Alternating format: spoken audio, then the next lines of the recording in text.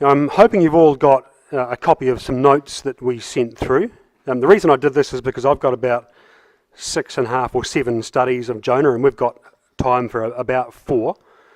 So that's some stuff I thought I couldn't really squeeze in to talk about. So I'll refer to those as we go. So there's some useful background and some material that goes with the studies, not all of which I can talk about in great detail.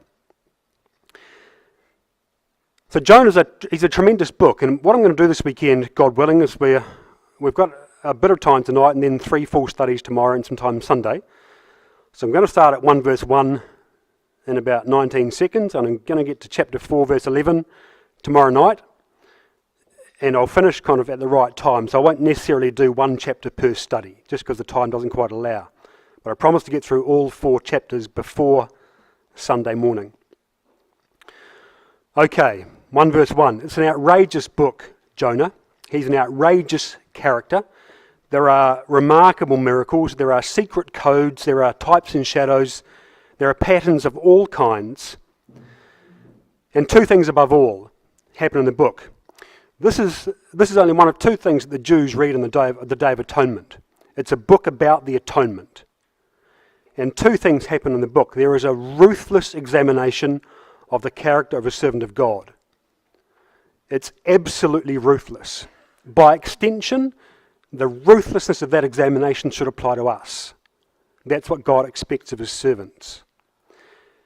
The second thing is there is a glorious demonstration of the character of God, and therefore, as God's servants, what God would expect from us. And the clash between those 2, between the character of the man and of his God, is of course the story of the book of Jonah. And it is one man's argument with his God, which of course is writ large in our lives in small ways and in large. So those 2 key ideas, of course, are elements of the atonement. And the book covers sin, and it covers suffering, and it covers supplication, and it covers salvation, and it covers the cycle of the judges, and it does so in 4 chapters with the Ninevites and Jonah, and they're mirrors of each other. And it's really not a complicated story. I'm going to assume that you know the story well, you know what happens, and you know most of the major ideas, because I don't think it's complicated, and I think it's reasonably well known. So I've assumed, therefore, a few things.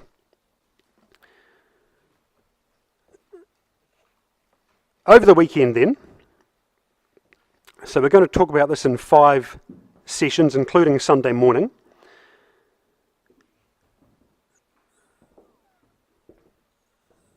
What I want to start with is just this little bit here.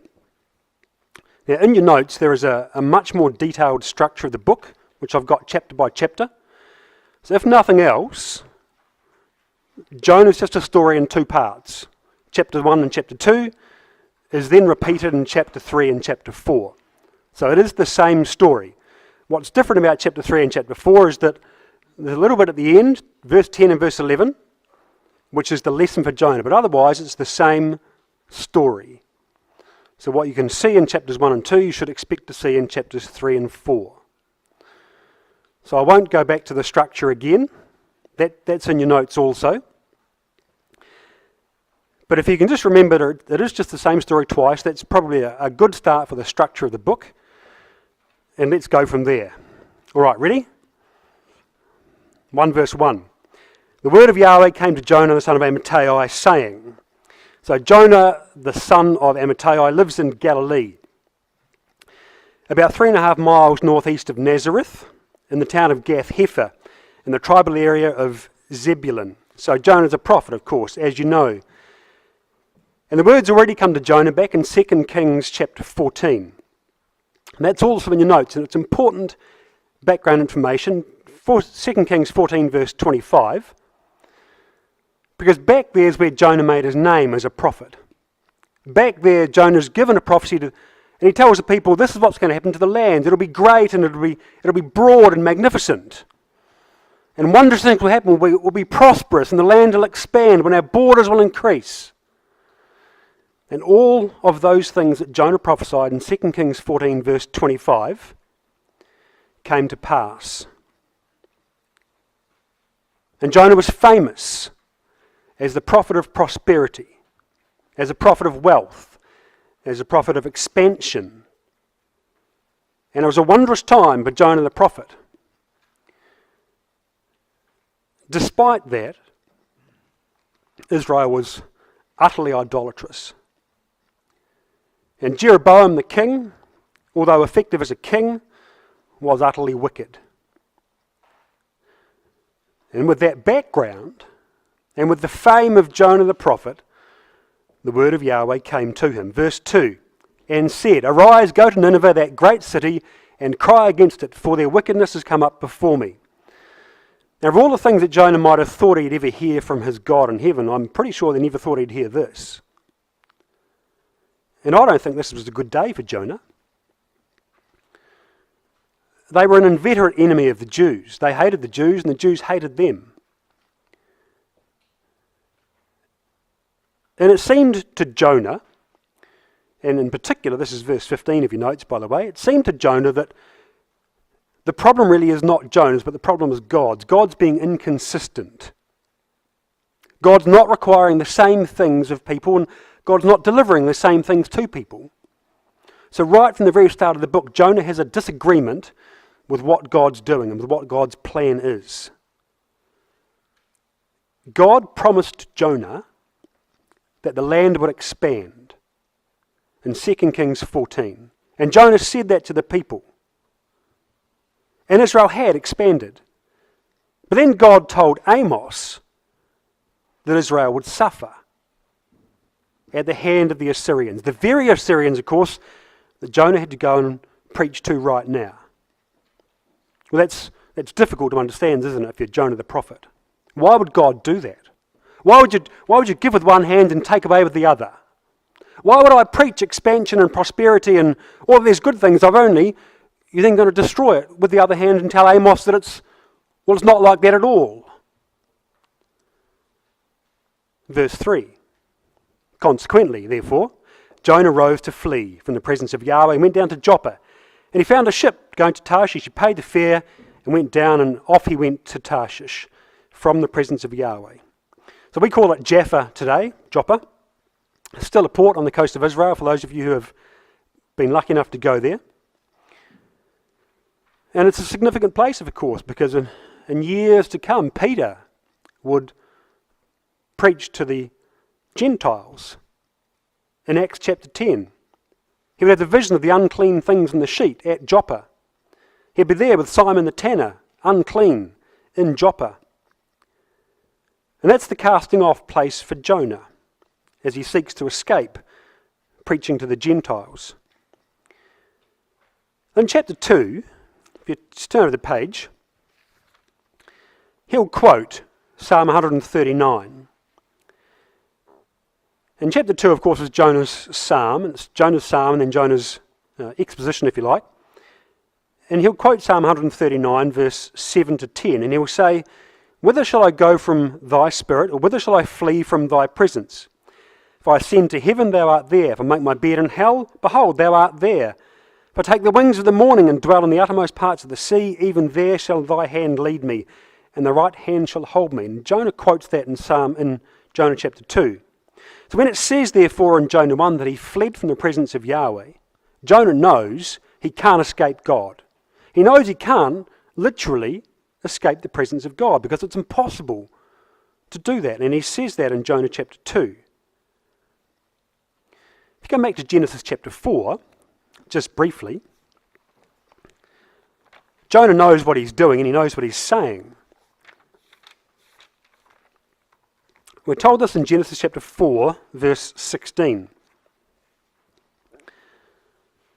Genesis 4, verse 16.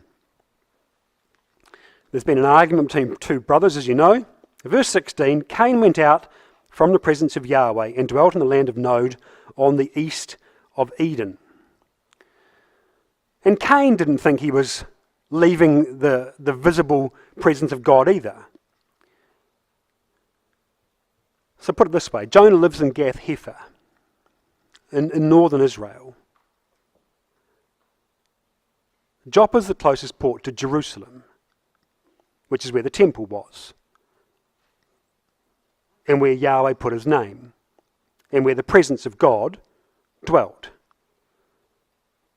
And in Jonah chapter 2 verse 4, Jonah refers to this because Jonah says in Jonah 2 verse 4, "Then I said, I am cast out of thy sight, yet I will look again toward thy holy temple."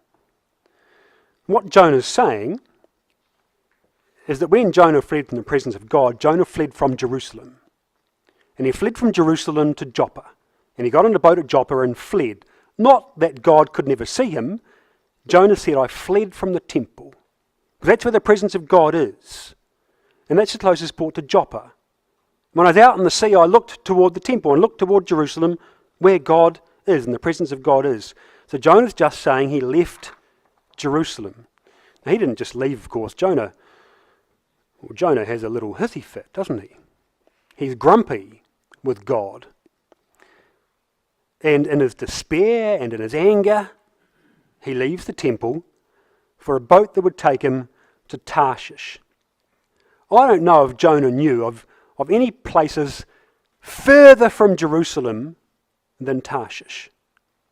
Perhaps in Jonah's mind it was the furthest place he could get from the presence of God. Tarshish, west of Israel, of course, is opposite in direction from Nineveh. God says go north and east. Jonah says, no thanks, I'll go west, as far as I can. But let's get his motivations right. Did Jonah think he could disobey God and get away with it? Well, no, I don't think Jonah thought that. Did God think that God wouldn't see him? Clearly not. Jonah knew that. This was exactly the God that Jonah wanted, wasn't it? Jonah wanted the God that would execute judgment on the unfaithful. That's what Jonah wanted. That's the God that Jonah was after. Did Jonah think he could flee and get away with it? Well, absolutely not, because he wanted a God that would absolutely punish that kind of behaviour. What Jonah was doing was hoping. In 1 Kings 17 verse 1, we're told of Elijah the prophet. Don't turn it up, you'll know this. And I'm going to suggest now that Elijah's an inspiration for Jonah. He's a mentor figure, if you like, for Jonah, a hero even for Jonah. The Jews would argue that Elijah is Jonah's father, because it was a young boy that Elijah came to know. Now, I don't believe that, by the way, because there's about 150 years between Elijah and Jonah. But it's a good story for the Jews, and the Jews make the point that they are cut from the same cloth, and they really are, in more ways than one. And in 1 Kings 17 verse 1, Elijah the Tishbite, who was of the inhabitants of Gilead, said unto Ahab, "As Yahweh Elohim of Israel liveth, before whom I stand, that's my God, and I stand before him," and prophets stood before God. That was their job. That was Jonah's job. And for Jonah, the word would come in the temple. And he would flee the temple and abandon his post. What Jonah did was quit, wasn't he? He walked off the job. I'm not doing it. And he threw down his mantle, if you like, and he stalked out of the temple and he left and abandoned his position. I'm not prepared to stand before God and be that prophet. And he paid the fare, went down into the boat. Fare, by the way, means price or wage.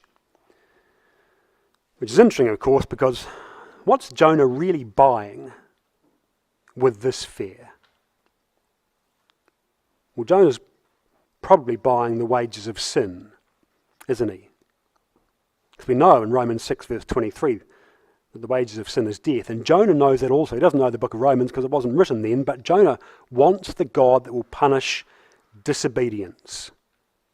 And for Jonah, that was absolutely on the cards. And though he was defiant, what's he really doing? Well, Jonah's prepared to die for his people, isn't he? Jonah's point, of course, is simple. If I go to Nineveh and they repent, and you don't destroy them, well, they'll come and destroy my people. And they would. So what Jonah's saying is, I would rather die than protect Nineveh. Because if I die, my people might live. So his motivations, although perhaps askew, are sincere. Now, in this country, if God said to one of us, arise and go to Nineveh, we might say, oh yeah, nah.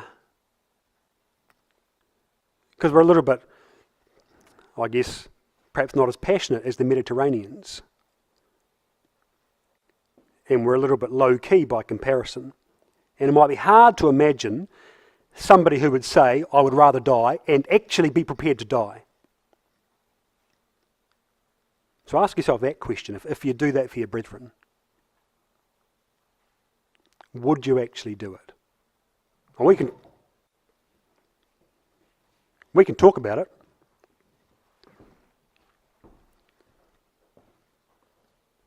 Jonah's quite prepared to die.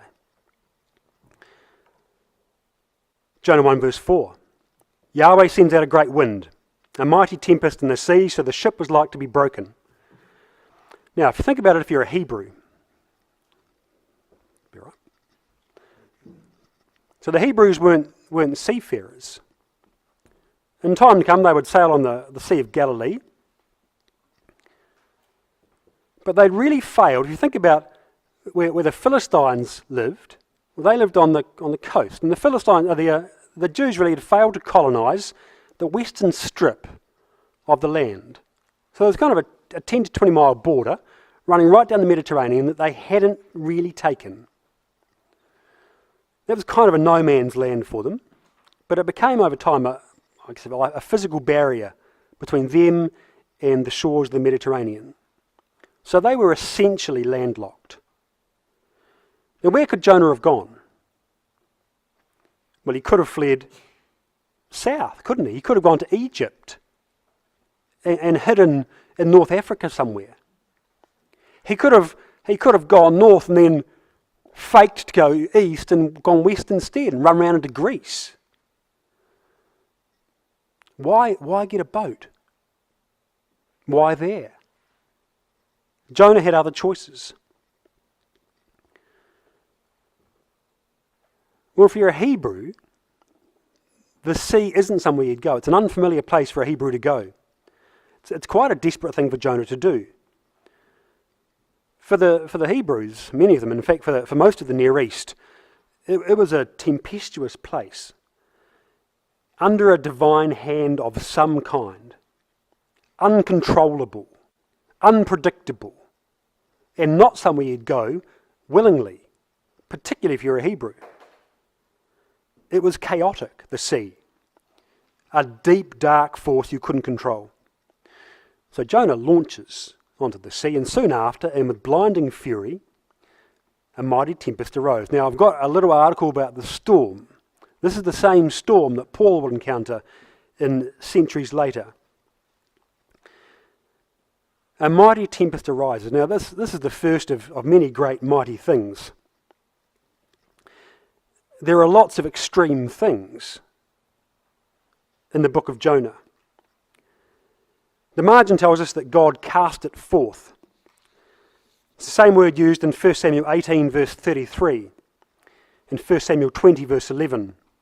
In both those occasions, in 1 Samuel 18 verse 33 and 1 Samuel 20 verse 11, it's when Saul takes his javelin and he casts it, throwing it that he might kill somebody. It's when God, if you like, in Jerusalem, at the temple as it were, sees the prophet flee. You can imagine God picking up the storm and he hurls it after Jonah, and it unrolls across the Mediterranean, and they come quickly. It's a brutal storm, an east wind of judgment. And so the sailors, of course, knowing what the wind would do was crucial. And these men were good sailors. Make a note in your margin of Psalm 107, from verse 23 to 27. This tells you of this kind of storm. It tells you that they that go down to the sea in ships that do business in the waters, they see the works of Yahweh, his wonders in the deep, because he commands and raises the stormy wind which lifts up the waves. The waves mount up to heaven, they go down to the depths, their soul is melted because of trouble, they reel to and fro and stagger like a drunken man, and that's what the waves are like in a storm like this. Entirely uncontrollable. Well, that's the God that Jonah wants, isn't it?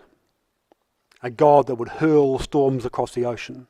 A God that would send fire from heaven. A God that would bring earthquakes. That's the God that Jonah was after with Nineveh. Or is that a God who would hurl a storm because of mercy? Because he wants to correct Jonah and to reset his path.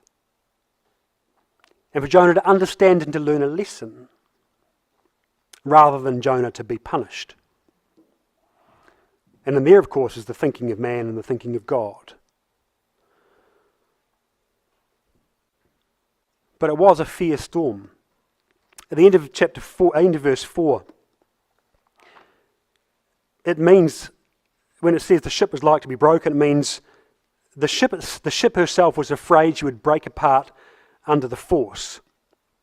And so in verse 5, Jonah 1, the mariners were afraid, and they cried, and they cast forth the wares, but Jonah, of all things, is fast asleep in the sides of the ship. Now just imagine how that could happen. How could you sleep through that, really?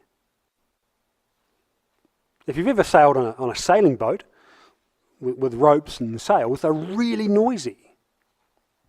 And then in the middle of a howling storm, how could you sleep?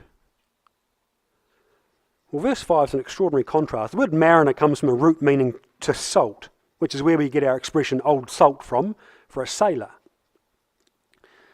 Here it literally means those who follow the salt. Well, the mariners, expert sailors though they were, are still terrified of the storm. And they cry, everyone to their God, and Jonah sleeps. By all of them crying to their gods, you would imagine that there are a multitude of nationalities there. A multitude of gods, clearly. Where they all came from, we're not sure. Which gods they were, we can probably guess. Most of them, many of them probably were Phoenicians. Phoenicians were the expert sailors of the time. They were the great traders. They ran the merchant ships across the Mediterranean, so most of them probably Phoenician. Therefore, they were Baal worshippers of one kind or another. So the storm, therefore, was a test for their sailing ability and a test for their gods. Could their gods deliver them from the storm? Well, they throw their cargo overboard that they might lighten the ship. It's the same idea you see in Acts 27, verse 18, when they wrote, being exceedingly tossed with a tempest, the next day they lightened the ship, in Acts 27, verse 18, which makes sense, of course, that you would lighten your load. But it also makes the journey pointless now, because you've thrown your cargo overboard, so you can't now trade it, because you've got nothing to sell. Why continue? Why not just turn around and go back to Joppa? Reload, and then sail again. Well, that would be awkward for Jonah, wouldn't it, if the ship did that? Because that's exactly where Jonah had fled from. But the word lightened in verse 5 is usually translated differently. It doesn't usually mean just to make things light. It can be translated as swift or easy or abated, but not usually. Usually it means despised, reviled, vile, evil, or most commonly, cursed. So it's used in only one other place, as it's used here in Jonah. And that's in 1 Samuel 6, verse 5. Let's just turn that up. Begin at verse 4 for context. 1 Samuel 6.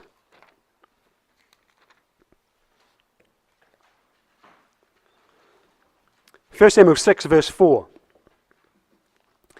Then said they, this is the story of Samuel and the Philistines, then said they in verse 4, what shall a trespass offering be which we shall return to him? They said, 5 golden emerods, 5 golden mice, according to the number of the lords of the Philistines.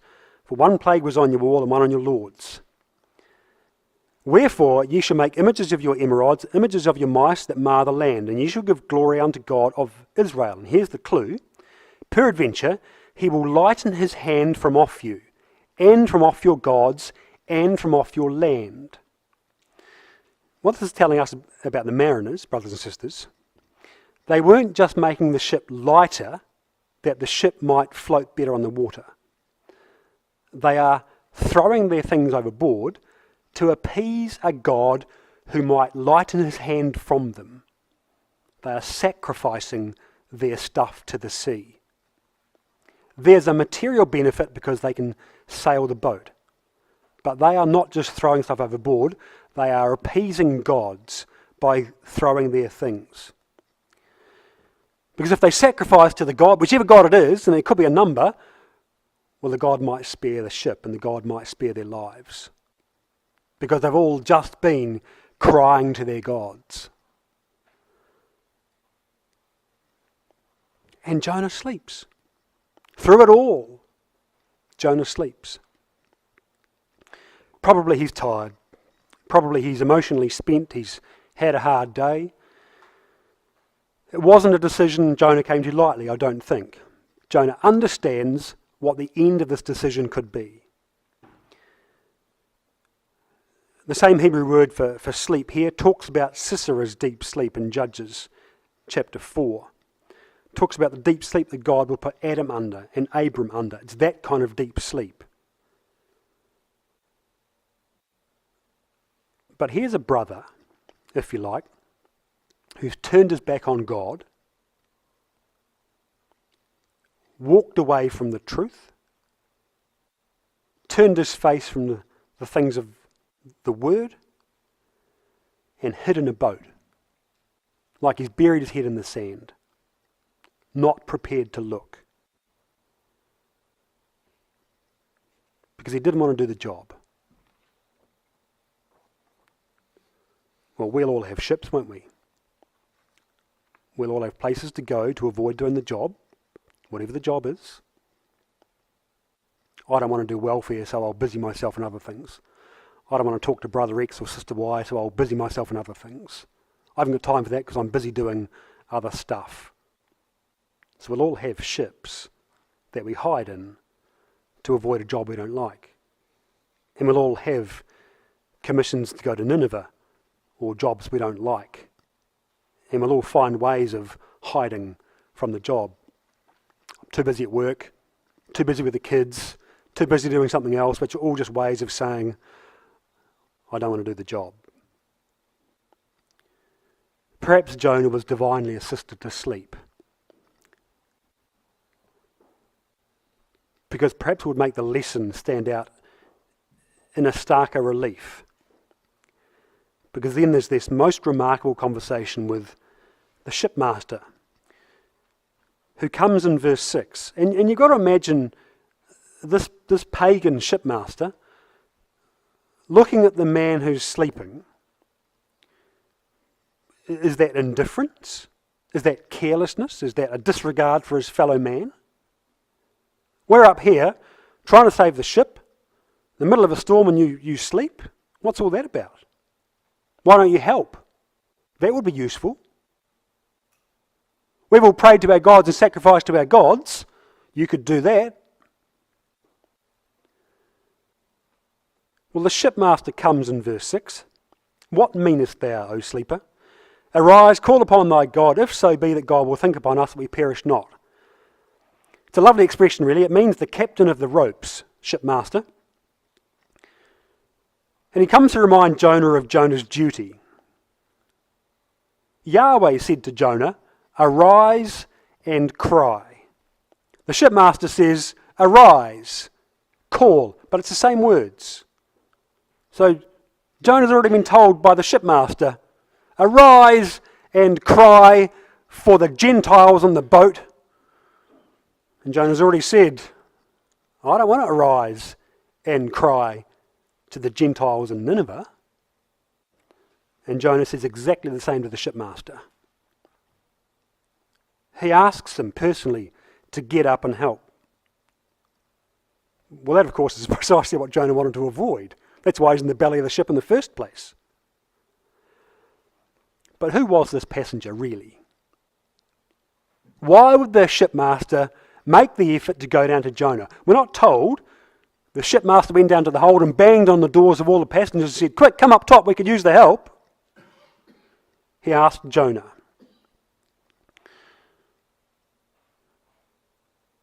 Why are you sleeping?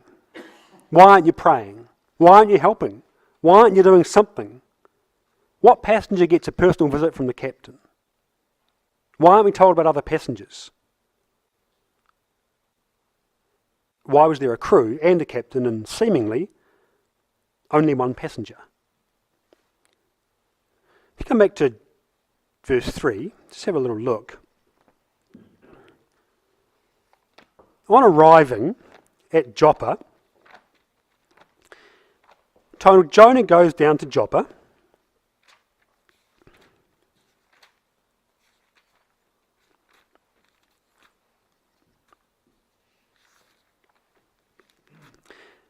Verse 3, Jonah rose up to flee into Tarshish from the presence of Yahweh and went down to Joppa. And he found a ship going to Tarshish, so he paid the fare thereof and went down into it, and off they go. He arrives, he finds a ship, pays the fare, and goes into the ship. And this was not a random visit. This was not a hasty run out of the temple, flee Jerusalem, go to Joppa. I mean, it's like any one of us running off to the airport and saying, book me the next flight out of here. It's not that. Jonah didn't do that. There's a lot more to Jonah going to Joppa than just that. Here's why. If you did classics back in school, here's a wee refresher. Charon was one of the figures in the Greek underworld who would ferry you across the Styx River. And you'd pay him an obol. And he would then take you from one side of the Styx across to Hades in the underworld. That's how you got there. You had to pay the ferryman, which is where we get the expression from. And he would then take you across the river and you could go into the Greek underworld. And the Greeks would put an obol, which is a coin, in the mouth of the dead, so they had money to pay the ferryman when he got to the river Styx. It's just like mum and dad putting money in your pocket when you catch the train. Same thing, right? So you can pay your fare. Except that the idea of paying for a fare didn't come for about 500 years after Jonah. You couldn't buy a ticket when Jonah was around. That whole concept came much, much later. In fact, it wasn't really a fare for passage. It didn't really arrive until the Romans brought it in. The Greeks kind of started the concept of paying for a trip, but the idea of a paid passage wasn't anything until it was the Romans. What that means, the implication for Jonah, is that Jonah didn't buy a ticket to go to Tarshish. Jonah chartered the boat to go to Tarshish. He is the only passenger on the boat because it's Jonah's boat. He doesn't own it, of course, but he's found a boat and he's rented the whole boat. Where's it going? Tarshish. I'll rent that one. So there's more to Jonah's plan than a hasty retreat from Jerusalem. He's decided what he's going to do. He's planned how this will happen. And he's afforded a cabin in the hold and the luxury of being the only passenger. Consequently, when the sailors are in trouble, they go to the passenger. But note verse 1 to 3 of Jonah chapter 1. The problem for Jonah, of course, is he lacks compassion. He doesn't want to save the Ninevites. Well, from verse 4 to 6, it's the same Jonah. He doesn't want to save the sailors either. And it just further reinforces the separation between the compassion of God and the lack of compassion that Jonah has. Because Jonah's not only running in an opposite direction from what God wants, he's displaying an opposite character to what God wants. He's got little compassion for Nineveh and little compassion for the sailors. And think about what the captain does.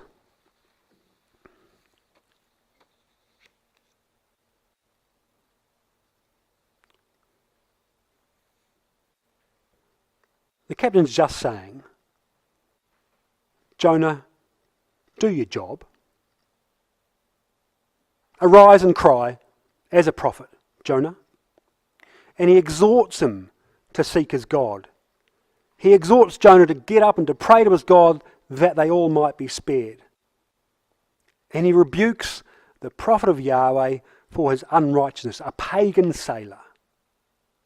How galling would that be? Would that prick your conscience? You're at the supermarket and you cut in line and someone else says, I thought you were a Christadelphian. That's not very polite. You cheat on your taxes, you do something wrong, and your neighbour, ungodly, pulls you up for your conduct. I didn't think you'd do that because you're a Christadelphian. That would be awkward, wouldn't it? Well, that's what it's like with Jonah. It's what the captain does. Verse 7, Jonah still refuses.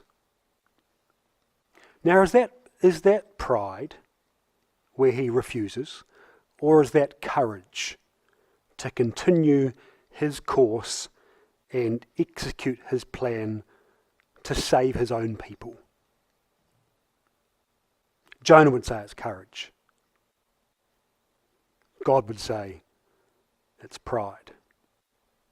And in there is all the messiness of human justification, isn't it? That we all do all the time. Jonah's thought through this. This is not random and hasty and unplanned. He's made a decision, he's planned, he's got a reason, he's got a whole argument for all of this. Because he's arguing still in the end of chapter 4. Jonah knows what he's doing. And so in verse 7, and we'll conclude here, they cast lots. So we know whose fault this is. So they cast lots and it falls upon Jonah. Well, they're determined to root out this evil, aren't they, the soldiers? To find out what's gone on.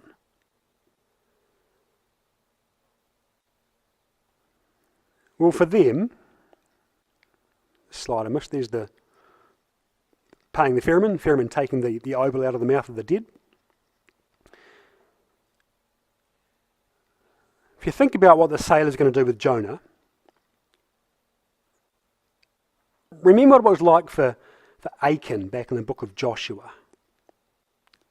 Whose fault is this? Tribe, family, you. When you go from 12 tribes to 1, 11 tribes go, whew. Then you cut out a whole bunch of families, and Achan knew, didn't he? And Jonah knew. Back in Exodus 28, verse 30, God had appointed a way for the priest to find out God's will and to take stones. They might have looked something like this. In the breastplate of judgment, they would have these stones. In Exodus 28, verse 30, which essentially gave them a yes-no answer to a question.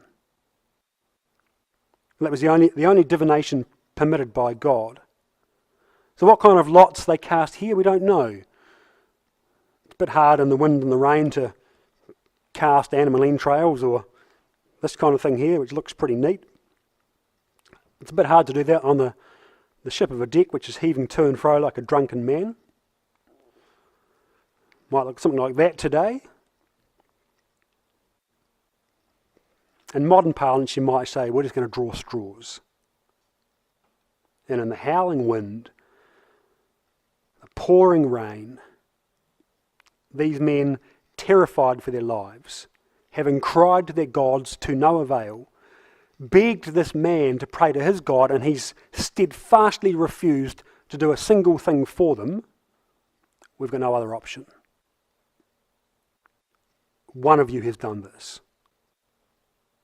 Let's find out who it is. So they draw straws. Proverbs 16 verse 33 tells us this.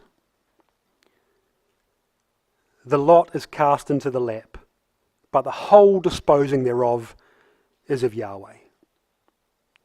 And they drew straws, and Jonah won. Or lost. And verse 8, we'll talk about tomorrow.